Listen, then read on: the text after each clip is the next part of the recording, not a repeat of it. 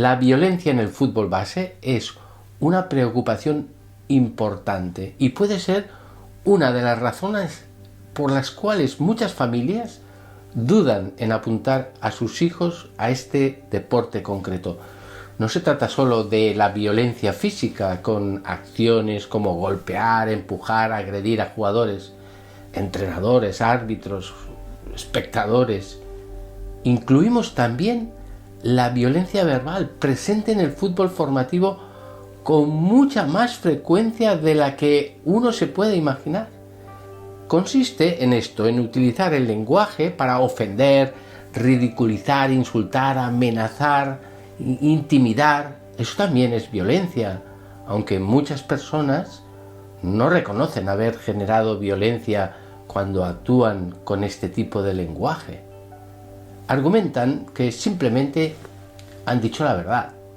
El problema no es lo que le dices, sino cómo lo dices. De lo que casi nadie habla es de la violencia emocional, esas acciones en las que se produce un daño psicológico, como por ejemplo el acoso. Imaginemos que un equipo de fútbol hay un jugador que destaca y constantemente pues está molestando y ridiculizando a compañeros de su equipo que a lo mejor acaban de entrar en el equipo. Aprovecha todo momento para insultarle, burlarse de él, delante de todos sus compañeros. Incluso llega a amenazarle físicamente. El menosprecio constante son situaciones bastante habituales y que se dan cuando un jugador es físicamente superior a los demás, que destaca por su juego o incluso por su nivel socioeconómico y se mete con otro jugador del equipo con comentarios despectivos, con gestos de burla o ninguneándole durante el partido o en cualquier otro momento. La exclusión. En este caso, un grupo de jugadores decide excluir intencionadamente a un compañero de equipo. Lo ignoran y no le pasan el balón, por ejemplo, durante los entrenamientos y los partidos. Incluso lo excluyen de las actividades sociales del equipo, como son, por ejemplo, las salidas después de los partidos o los eventos del equipo. Otro caso es la discriminación, cuando a un jugador se le trata de forma diferente debido a su raza, su género u otras características personales. Recibe comentarios ofensivos, insultos y se le excluye también de las actividades que realizan los demás. Es tratado de forma desigual, no solo por parte de sus compañeros de equipo, sino también muchas veces por los entrenadores e incluso por los padres. Queda claro que estas formas de violencia producen efectos permanentes y negativos en la autoestima de los jugadores. Los comportamientos violentos, tanto físicos como verbales, tienen como consecuencia directa el miedo, la inseguridad, el estrés de los niños. Ya no disfrutan con este deporte, ni encuentran en él nada saludable. Todo lo contrario, la violencia destroza el deporte de nuestros hijos. Por motivos que voy a ir explicando, en los clubes y en las escuelas de fútbol no hay un control adecuado de la violencia en el deporte en este sentido que yo he explicado ahora. No se toman medidas eficaces para solucionarlo a pesar de la gravedad del asunto. ¿Cómo puedo eliminar la violencia en mi club? Si de verdad quieres eliminar el terrible drama de la violencia en tu club, aquí tienes algunas ideas para que puedas aplicarlas con eficacia en tu entidad. El primer paso para conseguirlo es poder llegar a comprender la gravedad del problema de la violencia en el deporte y reconocer su magnitud. Organizar en tu club charlas o reuniones es un buen método para alcanzar esa sensibilización. Aprovecha ese momento para presentar datos objetivos y ejemplos reales para entender mejor cómo la violencia afecta a los jugadores, a sus familias y a la entidad en general. Si realmente lo que quieres es resaltar en el club la importancia de este tema, Utilizar como apoyo estadísticas y ejemplos reales va a ser clave. El objetivo de estas reuniones es informar a todos los que forman parte del club de que la violencia en el fútbol base puede afectar negativamente el desarrollo emocional, psicológico y social de los jugadores. Es muy eficaz utilizar ejemplos muy variados que ilustren cómo la violencia puede dejar secuelas a largo plazo en la autoestima y en la confianza de los jóvenes deportistas. Caso 1. Intimidación. Juan es un joven jugador de fútbol. Durante un partido, otro jugador del equipo contrario comienza a insultarlo constantemente. Esta intimidación continúa en varios partidos y afecta la autoconfianza de Juan. Empieza a dudar de sus habilidades y siente verdadera ansiedad ante los partidos. Esto no solo influye en su rendimiento deportivo, sino también en su autoestima y en otras áreas de su vida. El caso 2. Exclusión. María es una entusiasta jugadora de fútbol en su equipo local. Sin embargo, a medida que pasa el tiempo, nota que sus compañeras de equipo la excluyen y nunca cuentan con ella para nada.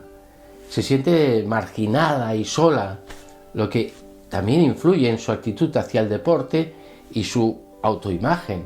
La experiencia de exclusión que ha vivido María le ha afectado en su desarrollo social. Caso 3. Violencia en el campo. Roberto solía disfrutar del fútbol, pero recientemente ha estado experimentando estrés y ansiedad cada vez que tiene que ir a los partidos. Eso se debe a que ha sido testigo presencial de incidentes violentos en el campo. En concreto, presenció una pelea entre padres al finalizar un partido. El temor a la violencia ha llevado a Roberto a cuestionarse si el fútbol es realmente un ambiente seguro y divertido. Posiblemente lo abandone.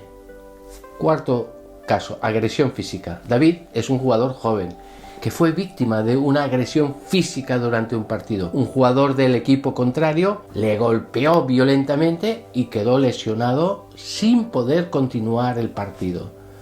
Aunque las lesiones físicas fueron leves, David empezó a sentir una gran aversión al fútbol. La experiencia lo dejó un poco traumatizado. La agresión física tuvo un efecto duradero en su confianza. Ya no disfrutaba de su deporte favorito. Estos ejemplos ayudan en la sensibilización de los componentes de tu club. Se dan cuenta de la importancia y de la gravedad del problema de la violencia. La siguiente fase es utilizar una buena comunicación en situaciones tensas para no llegar a la violencia. Se trata de proporcionar ejemplos de cómo expresar desacuerdos o frustraciones de manera respetuosa y constructiva, en lugar de recurrir a la violencia verbal o física. Son técnicas muy útiles para aprender a ponerlas en práctica. Usar declaraciones de yo para expresar cómo se sienten en lugar de culpar a alguien directamente.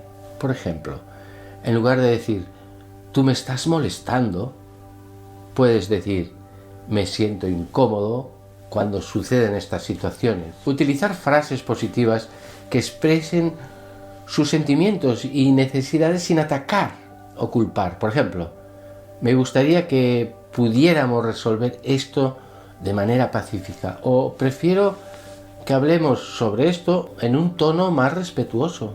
Escuchar atentamente y sin interrupción cuando alguien más está hablando. Eso fomenta un sentimiento de respeto y abre puertas a una comunicación menos violenta. Participar en discusiones en grupo sobre cómo afrontar desacuerdos de manera constructiva. Se van presentando ejemplos de conflictos comunes mientras se guía a los participantes a encontrar soluciones específicas. Expresar sus emociones, pero sin recurrir a insultos o palabras hirientes. Por ejemplo, pueden decir estoy frustrado por esta situación, en lugar de lanzar insultos. Respetar las opiniones y puntos de vista que son diferentes. Se trata de expresar que no se está de acuerdo, pero sin menospreciar a los demás. Ponerse en el lugar del otro y considerar cómo se sentirían si estuvieran en su situación. Esto promueve una comunicación más comprensiva, evitando la violencia. Una tercera fase en la lucha contra la violencia consiste en formar a los miembros de tu club para que sean capaces de identificar y afrontar comportamientos violentos. Se trata de reconocer cuándo se está cruzando la línea entre la disputa saludable y la agresión, ¿no? Una herramienta muy eficaz son los talleres prácticos, donde los miembros del club participan en auténticas simulaciones de situaciones conflictivas. Son prácticas que ayudan mucho a los jugadores, entrenadores, padres, a adquirir habilidades para resolver conflictos de manera pacífica. Funciona bien la idea de compartir historias y testimonios de personas que han experimentado una transformación positiva al dejar atrás la violencia en el deporte. Esto anima a otros a cambiar su actitud y su comportamiento. En 1994, el futbolista colombiano Andrés Escobar fue asesinado trágicamente después de meterse un gol en propia puerta durante la Copa del Mundial. Su autogol fue la causa de la eliminación de Colombia del torneo. Este caso nos muestra cómo la presión y el enfoque negativo pueden llevar a consecuencias devastadoras.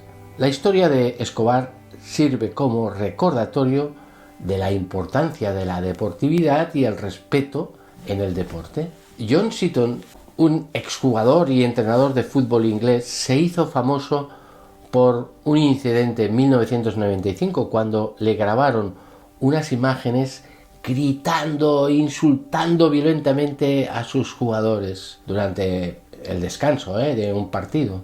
Después del incidente, Seaton admitió que su actuación había perjudicado al equipo y se disculpó públicamente. A partir de ese momento, se esforzó para cambiar su actitud y su estilo de liderazgo. Como entrenador fue adoptando un estilo más positivo y respetuoso. El futbolista brasileño Thiago Motta solía tener mucha fama por tener un carácter fuerte en el campo y su tendencia pues también a mezclarse en conflictos. Sin embargo, después de ser sancionado varias veces por su conducta violenta, Motta reconoció la necesidad de cambiar su actitud si quería hacer algo con el fútbol.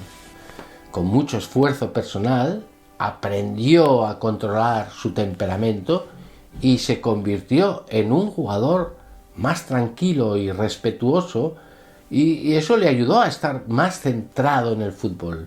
Es un exfutbolista francés conocido por un incidente en 1995 cuando agredió a un espectador en el campo durante un partido. Esa imagen dio la vuelta al mundo. El incidente ayudó a Cantona a reflexionar sobre su comportamiento y sus acciones.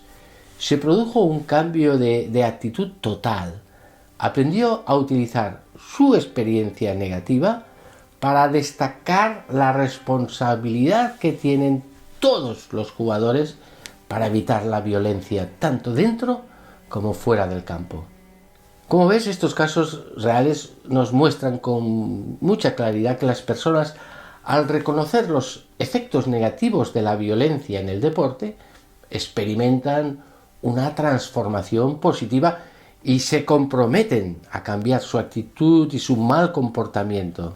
Con la reflexión y el esfuerzo personal, estas personas lograron convertirse en modelos a seguir para la promoción de la deportividad y el respeto en el deporte.